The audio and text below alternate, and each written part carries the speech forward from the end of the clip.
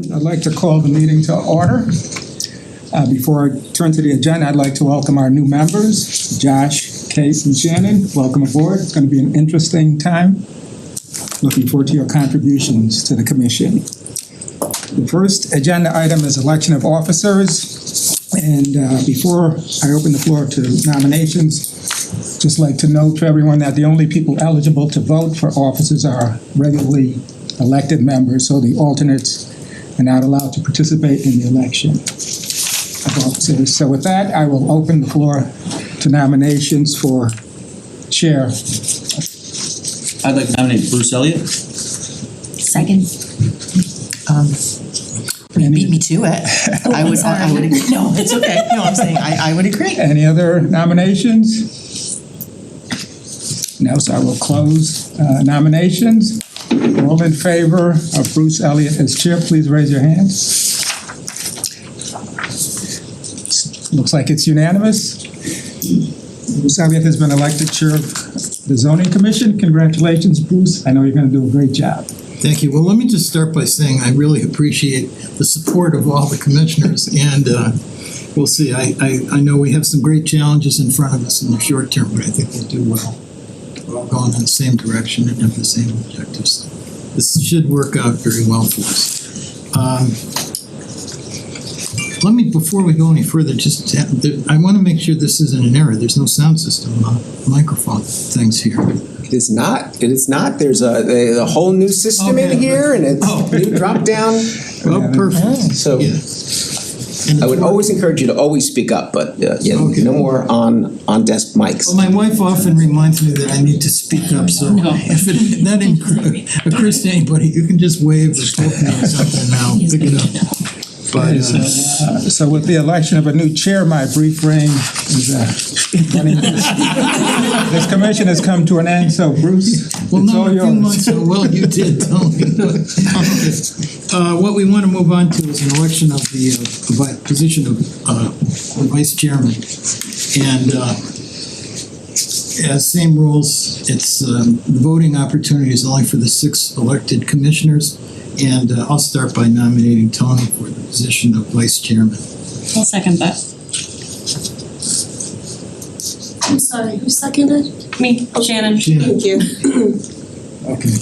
Any other nominations? Hearing none, why don't we take a vote here? All in favor of Tony being elected as the vice chair, please say aye. Aye.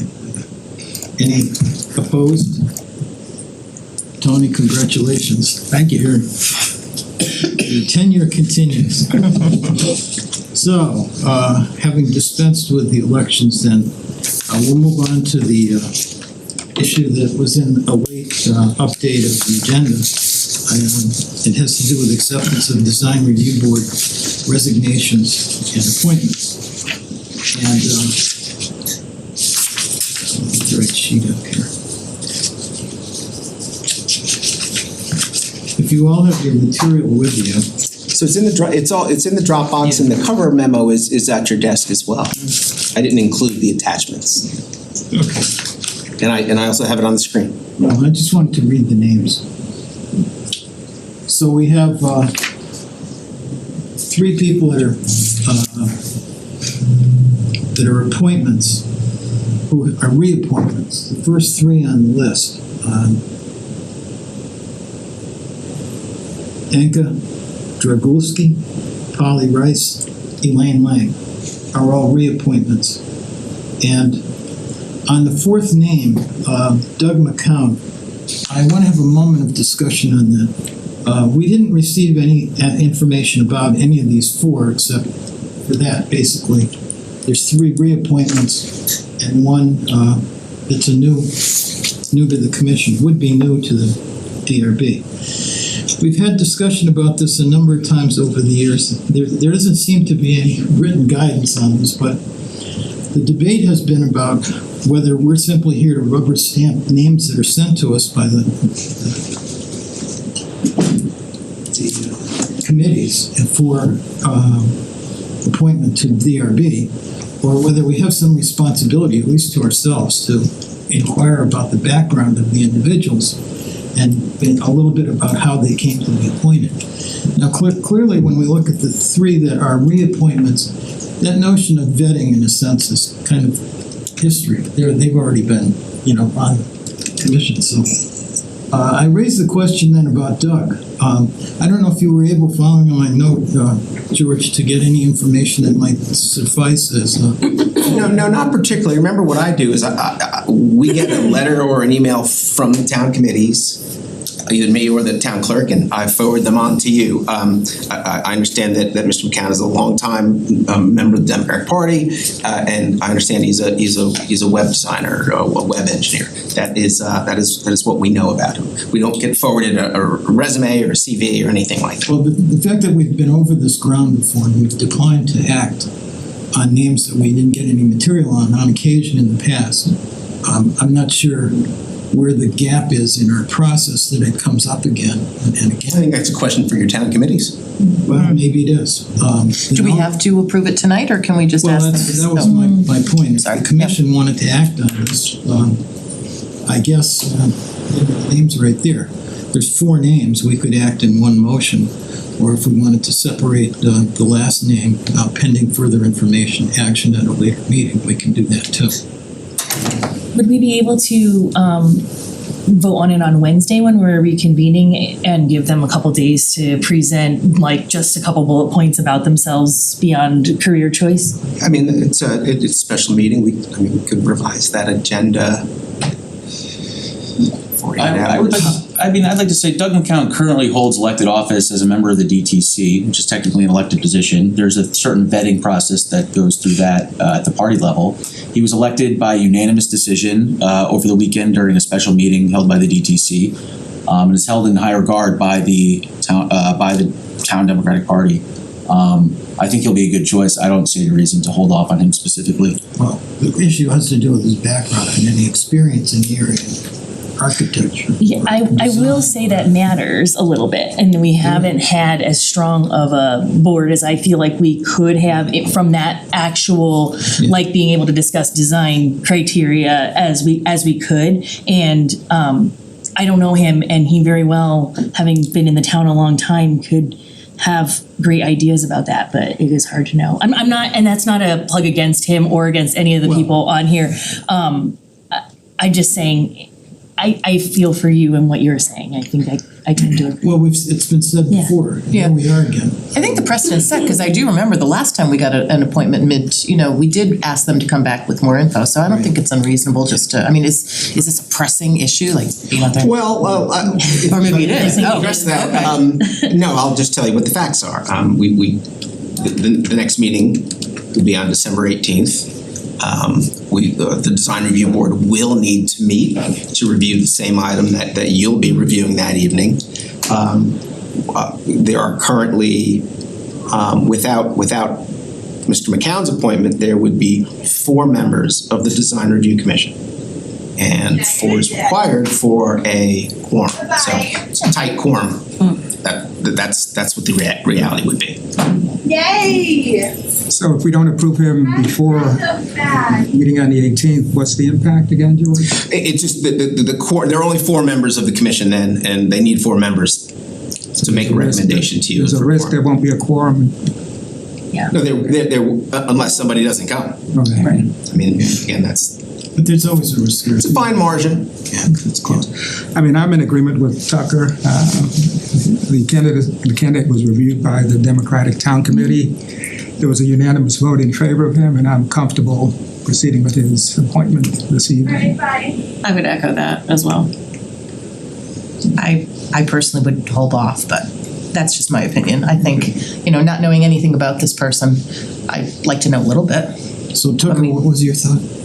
Your thought was go ahead. Well, yeah, my thought was to go ahead and approve them as a block, just because I know Doug, he's on the DTC, and he seems perfectly qualified, and frankly, there's no requirement that any of us have personal experience in zoning prior to coming on the board either. Right, but I was in appointment as well. I happen to have but that the voters, the experience. residents of Simsbury make the decision on the appropriateness of our background.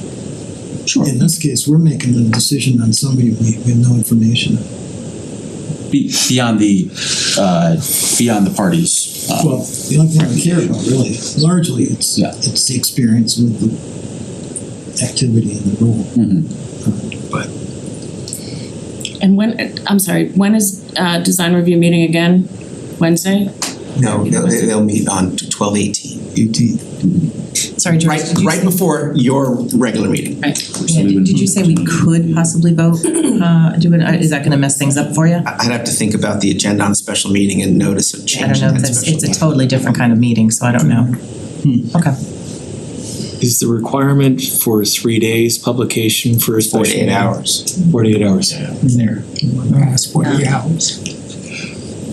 I don't know. If they've got enough people for a quorum, I'm fine with waiting so we can know a little bit more about this person. And again, I have no feeling for it. I don't know anything about him. So, Kate, your inclination is to wait too. I don't wanna be like a kink in the process, but I just think as a general rule of thumb, we need to be a little bit more discerning as to who is on the board to try to get people that have a qualified design background. That's not always possible, so I don't wanna say like that there as a rule that you would rule somebody out based on that, and I don't know what material he would provide. I'm trying to think in my head, like, what would he provide that would satisfy that? I don't know, so that's where I'm sort of torn on it. Like if I'm not gonna get any information, if whatever information's provided doesn't provide that background, then what difference does it make, right? Like, then that's the candidate that's been put forward. So, that was not a good answer, I'm sorry. no pressure, first meeting. And I guess there's a stronger sentiment to go ahead. Yeah. With Doug, and I'm given his service and the enthusiasm of the people that nominated him, I am reluctant to vote no because we don't have, adequate. But maybe in the future we could do something more than get the information on who they are a few hours before a meeting, and then we can ask the question about more information. Maybe you stop doing this with senators. But anyway, Yeah. maybe we won't do that. But I think that's a fair comment. I think okay. we should follow up on it. Well, does somebody want to make a motion then on this? I think we have to issue the resignation. I would suggest doing accepting the resignations first. Okay. Just by, I think just a motion to accept the resignations is Right, appropriate. there's 3 resignations right there, and everybody can see them, but Stephen Antonio, Kate Beal, and James Pennington. All of those people have indicated by written resignation that Kate's with us tonight, but all 3 have resigned effectively. And why don't we go forward then with a motion to, if I could have a motion to accept, or to approve the resignations of the 3 people named right there. I move to approve the resignation of the 3 named people. Okay, and second. Second? Any other questions, comments? Nope. Discussion? All in favor, say aye. Aye. I'm gonna abstain because I'm on the list. Okay. And those opposed? Then it's 5 in favor of the resolution, so it passes. Then we go back to the 4 appointments that we want to act on. Also named right there and already stated. Could I have a motion to act on that group as a group? I will move that we, what am I reading? Accept the Nomination. appointment of the slate of 4 candidates. A second, please? Second? Any further discussion? And then all in favor, say aye, please. Aye. And opposed? Then that one's unanimous, so we're all set then with those 4. Resolution passed and the resignations are accepted, so. We can move into the next area of the agenda, which is general commission business. And, no, it's planning director's report. But some of this is really intended as a bit of orientation for some new members and a little bit of a review for those who've been here for a while. But in any case, George, if you want to take the floor here. Thank you. Talking with both Tony and Bruce, we thought we would just, I think it's a good opportunity to reset. I mean, this whole group has been involved in some way or another at one point in time in the land use process. So everybody has familiarities, but it's a new group, it's new leadership. I think it's a good time to just reset. And so what I thought I would do is just take 12 minutes and just kind of review some big points of emphasis. What we do, what staff's role is, the role of the commission is. Do you want people to interrupt with questions? You could, sure. Sure, I interrupt you guys with questions sometimes. So, yeah, of course. And so I just put a little agenda together. We talk about staff roles and introductions. I mean, we, you're going to get emails from my staff, and we are primary contacts and primary facilitators and support for this body and 5 other land use bodies. I talk a little bit about the zoning commission framework, membership and bylaws and expectations and ethics and FOIA responsibilities. And then talk a little bit about maybe starting the conversation with you about not just being a review body and a review agency, and maybe consideration for ongoing discussion about how to be proactive and set your own agenda on things that you would want to accomplish in the world of kind of zoning and amendments and those kinds of things. So I'm George McGregor. I am the planning director. I've got my entire staff with me tonight. Chris Donlan is a land use specialist. He's essentially the front counter, phones, first point of contact, first point of public contact. He's been with us just about a month, so he's new to the job, and we're bringing him up to speed as fast as we can. Joe Hollis is code compliance officer and essentially zoning administrator. His responsibilities are permit review, enforcement, both blight enforcement, which comes out of the town code and the town charter, not necessarily out of the zoning, but also zoning enforcement. So, got a complaint about a sign or something like that, we'll get it to Joe. Brittany McGilpin is the assistant town planner. She is kind of the number 2 in the department. She comes with me to all the meetings. She has day-to-day responsibilities.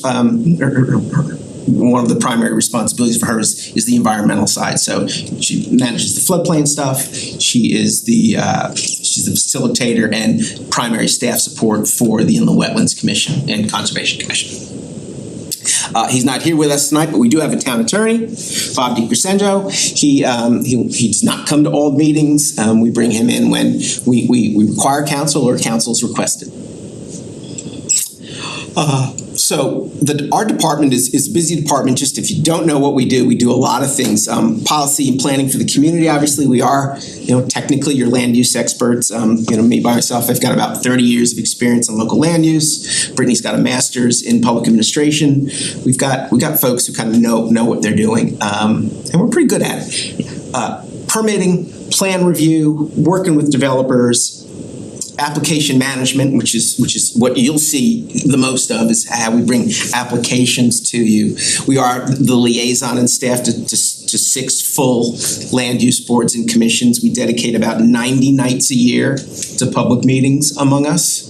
So if we're ever a little afraid, you kind of know why. That's the nature of the job. Enforcement, of course, and the environmental side. So we our staff contacts are on the website. You want to start with me if you've got a question, and I'll figure out how to get it answered. So your board is a 6 regular member board with 3 alternates. Right now we've got an alternate vacancy, so we're operating as an 8-member group. 4, as I read the bylaws, establishes a quorum. We follow Robert's Rules of Order as a guideline and as not as a mandate. I don't actually know what that necessarily means in practice, but it's a guideline for our decision-making abilities. We meet first and third months, usually here, but often not, particularly when we're trying to accommodate a larger group. where we can anticipate, a bigger thrust of folks, we'd meet at the library or probably at one of the schools. But you do have bylaws. We call them, I think they're technically termed rules of procedure. They are in your Dropbox. And I would suggest, since we're kind of reconstituting, I would suggest everybody take a look at the bylaws, see if there's anything you would suggest we change or amend or clarify.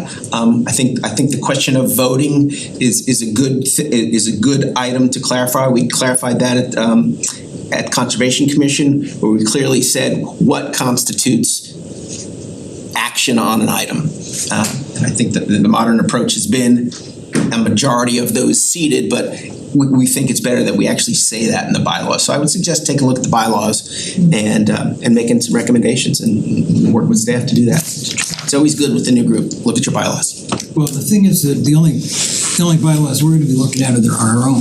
Yes.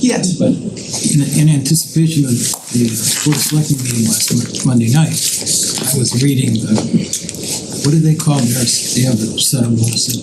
I think they have a rules of procedure as well. There's a number of topics that are in there that, for instance, the description of how people need to behave, not a code of conduct, but behavior expected from the commission members as well as the public when they're speaking or at a meeting, interacting with the commission. We don't have anything like that, but it occurred to me that there might be an opportunity here to look at maybe all the land use related ones should have at least similar topics. Sure. We don't. No, they're all different. Yeah, they're 6 different approaches to bylaws and rules. And I'm not sure what everybody is, but I've been at public hearings that really got a little bit carried away because the behavior of the folks that were attending and whether they were supporting or not supporting the issue, it can get a little crazy. So it could use some attention in the future. So anyway, that's one topic. But all right, so just to remind you of your roles and responsibilities as a body and where we commence from, zoning and land use is derived from our state enabling legislation. You have all localities, municipalities have the right and to regulate land use and establish zoning regulations, and we've done so here, obviously. We think, staff certainly thinks that the zoning ordinance is a primary tool to help implement the plan of conservation and development, which is our more aspirational policy-oriented document. There are, as we get to the end, there's a number of items from the 2017 plan.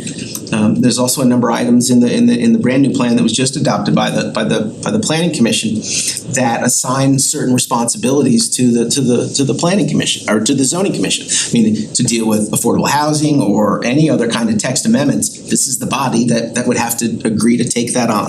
So it's a good use. It's a good way to implement the plan of conservation and development. You're going to spend most of your time with staff and in these meetings reviewing and deciding on applications.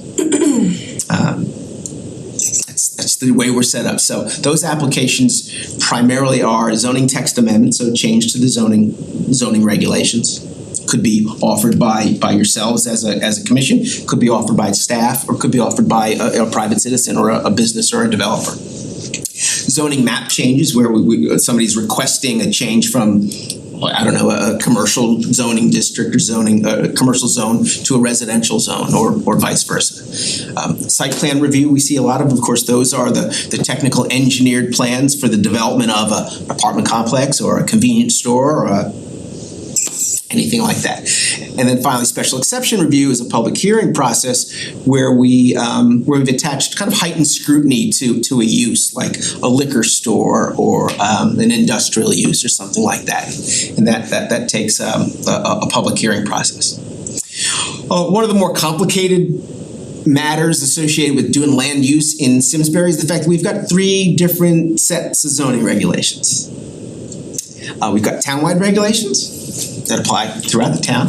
We have zoning regulations just for center zone here, called Simsbury Center Zone, right on Hot Meadow Street, of course. And then we have separate and distinct zoning regulations for the Silverman properties that we call the former Hartford sites, both north and south. It's got its own zoning regs. which is interesting. It's just interesting, and it gets complicated for staff sometimes. So when we talk about application processes, I thought I would just put a slide up to maybe just to let you know, if you don't know, how an application actually gets to you and gets in front of you. And it takes a while, and there's really a lot of work that goes into it before it gets to you. So we get a submission from an applicant. Let's just say it's I'll go back to a drugstore.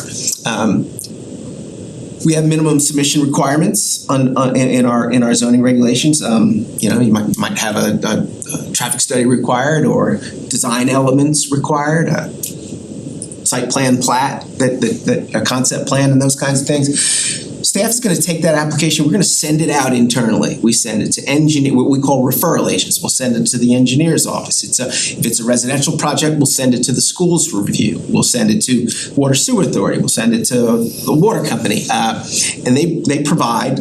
Sometimes they provide comments, sometimes they don't, but they'll provide a written referral to us, and you'll see that incorporated in the staff report, as well as the raw comments from them. They'll always be included in the staff report as an attachment. So what did the fire marshal say? And you can go right to it, and you don't have to rely on staff synopsis of it. The onus is typically on staff to determine that an application is ready to go, and then we will set the agenda. If it's complicated, we will certainly work with your leadership to kind of schedule out, when are we going to see this one, or when are we going to see that? But normally a run-of-the-mill application will get to you within 30 days of the application. I mean, we do have to work under timelines under the state of Connecticut that kind of helps push those applications forward. We have to continue to work on them, as the timeline goes on. Staff takes care of advertising and legal notices for the public hearing. So we do all of that, the background work, getting the ads to the Hartford Current, doing that type of work. We prepare a staff report. It provides background. It provides analysis. It identifies any issues that we have identified or other staff referral agents have identified throughout the process. We try to lay out options for you, and often we'll provide a recommendation on those options.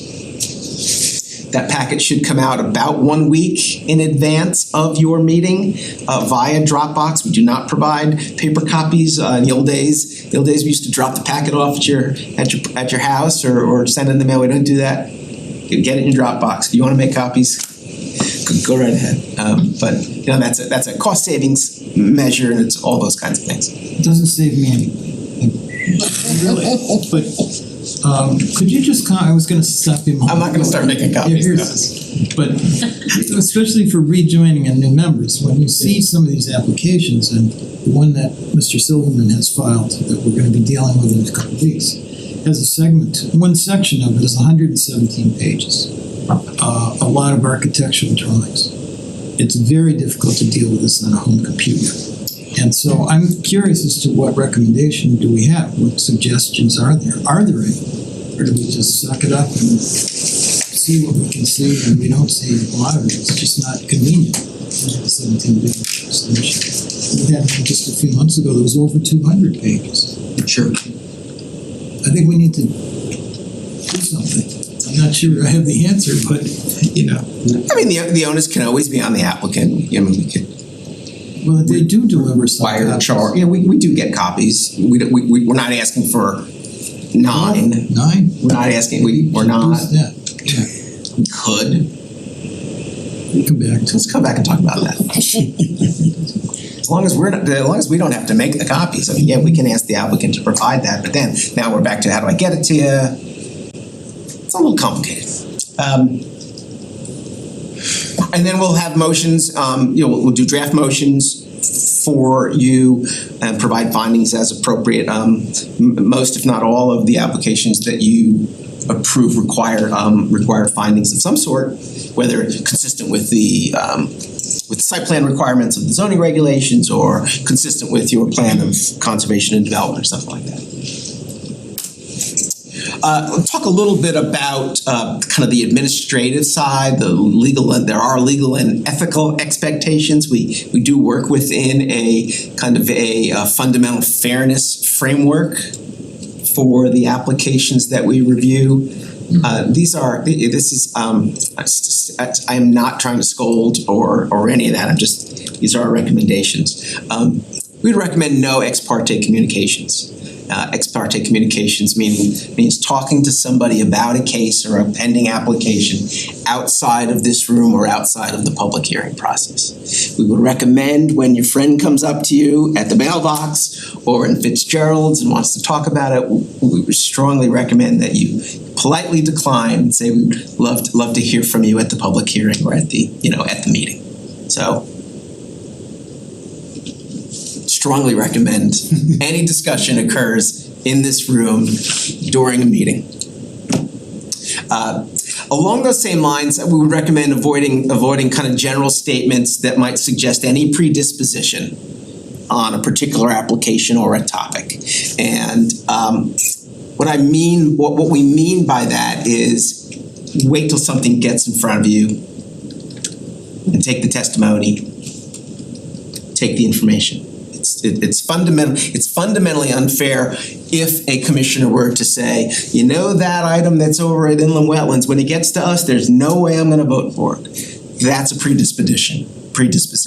And we want to try to avoid that to the best of our ability. Conflicts of interest is, usually the most kind of fundamental ethical question that comes before you. I think the only point I want to stress here is that staff is not going to suggest you recuse yourself, or staff is not going to suggest you've got a conflict of interest. That is solely and wholly on the individual commissioner to determine whether you think or know you've got a financial conflict of interest or a business relationship of interest. That's going to be up to you.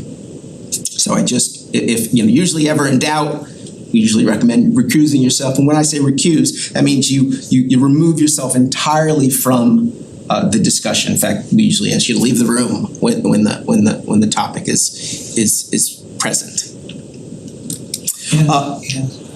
There's a requirement that they announce.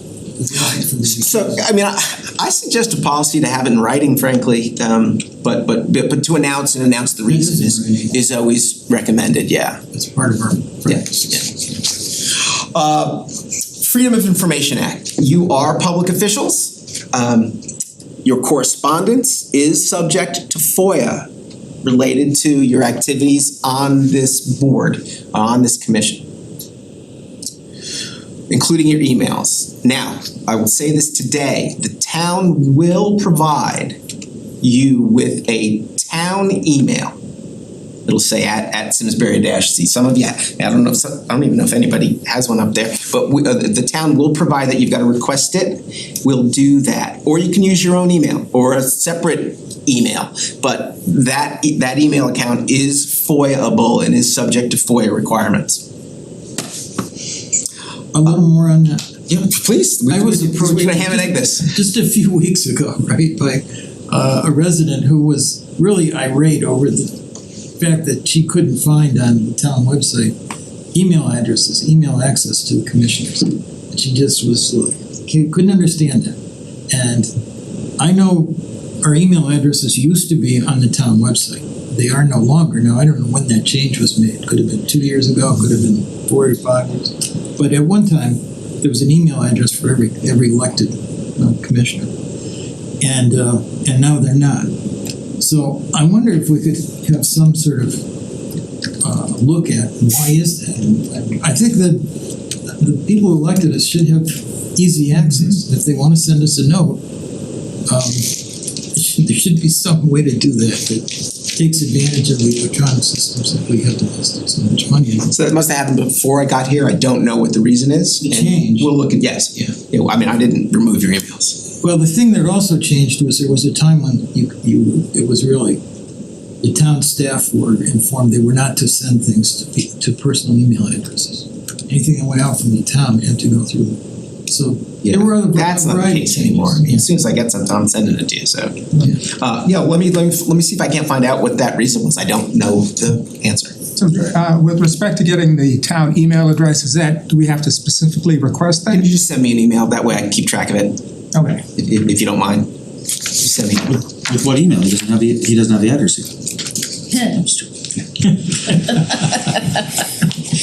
Last thing on this, do not, and I'll be stern. But if somebody emails you on your town email, or really ever, if they have access to our emails and they email us, Yeah, then we don't really wanna say much more than thanks for sending me that note, I got it. Correct, Yeah.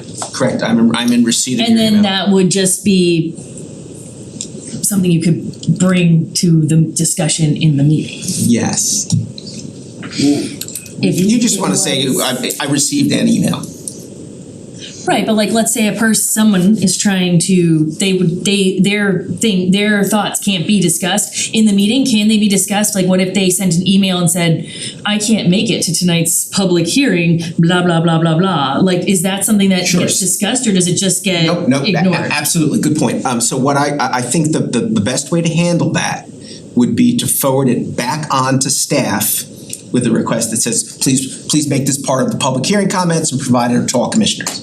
That's the best way to do it. That way it doesn't get lost on you and your onus. That way it gets to staff, we can make a copy, it gets in the file, and it gets distributed appropriately and, identified as an item for public hearing. Okay. Yeah, that's what I would recommend. Again, do not reply all. Do not reply all. Do not reply all. Ever. Ever. Because as soon as you do that, you've created a meeting that we hadn't advertised for, so just, even if I'm just asking, are you available for, this meeting date, just reply to me or to staff only. I sent some links out. There is a new state law requirement. It's effective January 1, 2023. 4 hours of training for zoning commissioners, planning commissioners, and members of the zoning board of appeal. Every year? Are, It's every year. It's every year, right? it is not every year. That is not how I read Per it. term now. It's per term. That's how I read it. Yes. Yeah. So, quick question on this. So, as I understand the law, it is basically up to the town to decide what is and is not qualifying training. Do you guys have any recommendations on types of training? Because it's ultimately up to, I think, the selectmen? Yeah, we have to, so my understanding of the reporting process is in March, we would have, town staff provides a report to the Board of Selectmen on those members who have taken the training hours, what type of hours they were. The law's not written perfectly, it's a little loose, I'm not exactly sure what to do with once. So what we're trying to do is, if we're trying to rely on our COGs and kind of advocacy organizations who do this kind of stuff, Yukon Clear, our Friends in Partnership for Strong Communities, PrEP, Desegregate, CT even. I can't imagine, we're just gonna have to play it by ear. If it looks and sounds like it, I don't even know who the arbiter of that. I suspect my guidance is important to be an arbiter of it, but I don't know that there's a final say. There's no one to say. Okay. I was just curious. And we've never done it before. I haven't even given a report to the Board of Selectmen. I don't know what they would do with it. So it is all a little bit new ground. Okay. We want you to take some training, particularly related to running a meeting, general land, most of these are kind of land use 101 kind of things in Connecticut, and that's a good start. And that's gonna qualify. Is there a time limit for completing the training? Say a year from? You're saying so if I do that Yukon Clear, Yep. that was 2 hours. Yep. I do that and next week or whatever, and then maybe there is a desegregated Connecticut affordable housing Yep. session. I would just say to you, I also went to this 1 hour training from them, and then you would say that qualifies or it doesn't, and you would look at it and Right. say it qualifies or it doesn't. Okay.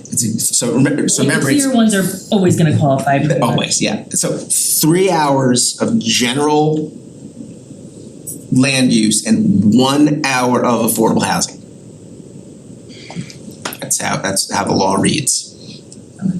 So I was appointed.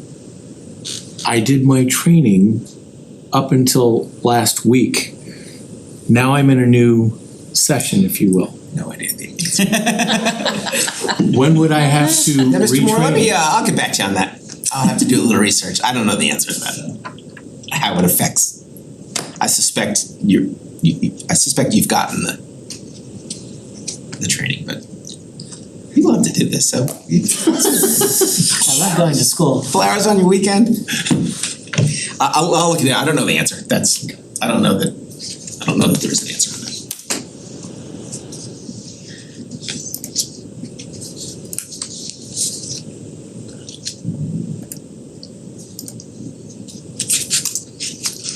Yeah, I said this earlier before, but the reason we do all of these things is, Connecticut land use is pledged to what they call a fundamentally fair process. That means when an application is headed to a land use body, the applicant is treated fairly, and the public is treated fairly, and that the information provided is reviewed in a reasonable and rational and fair manner.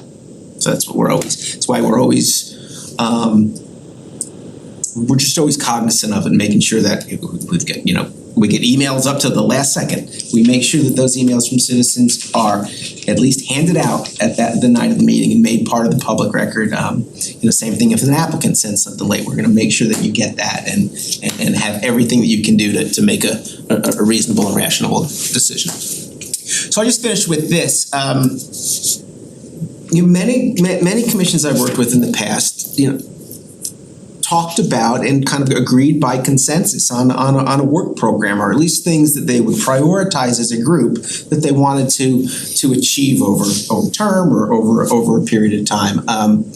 So with that, the point is that the commission can be proactive when it comes to land use matters. Often enough it's going to be perhaps a text amendment or anything, but it's going to be topical, and and the commission certainly has every right to do that, as opposed to simply getting applications and that's all you're working on. Staff certainly has a long list of suggestions of what to work on. We think that the townwide zoning regulations need a complete review and rewrite. I wouldn't say the same for Hartford Simsbury or for Town Center. I think both of those work fairly well. I think there's some process-related things in the Simsbury Center Code that don't work as well. There's confusion on process. Does it go to design review, and then what? And then does it? So there's a lot of little pieces that could just be cleaned up a little bit. But besides that, you as I said, you can establish your own zoning prioritization. What do you want to work on? In the last commission. The last 4 years, there were a couple of state mandated items that the commission worked on, whether it was had to work on the cannabis stuff, had to work on the accessory dwelling unit approach. The last commission was still working on zoning sign regulations. We could never really get to the finish line on that. Sign regulations are not great, and they really do need some work. Staff does have on its list of things to do, working on some recommendations on public notice consistency. We've got different public notices for Zoning Board of Appeals, for the Planning Commission, for the Zoning Commission, and different types of applications. It can be a little confusing, and so we think that there should be at least some sentiment that we kind of approach these public hearings in the same manner. The commission is also the previous commission, if you hadn't been paying attention, has been working on what we call the food trucks or mobile vendor ordinance for about 8 months or 9 months, almost a year, and we have not to the finish line on that either. Staff is working on their budget. We are going to recommend a significant zoning regulation review and rewrite process as part of our as part of our budgetary process. We're also considering asking for perhaps an upgrade of the tablets that you have in front of you. If they're small, hard to read. I've had complaints from a number of commissioners from all the land use boards and bodies about how to. Well, I mean, it kind of goes to Bruce's question: how to better review the information we give you. I know this sounds silly, but can we put in a vote to upgrade the Wi-Fi system? Because if the tablets are bigger, but this it's still as slow as it always was, that's another, it's kind of a little, We'll evaluate all of that. Okay. That's what we're doing now. thanks.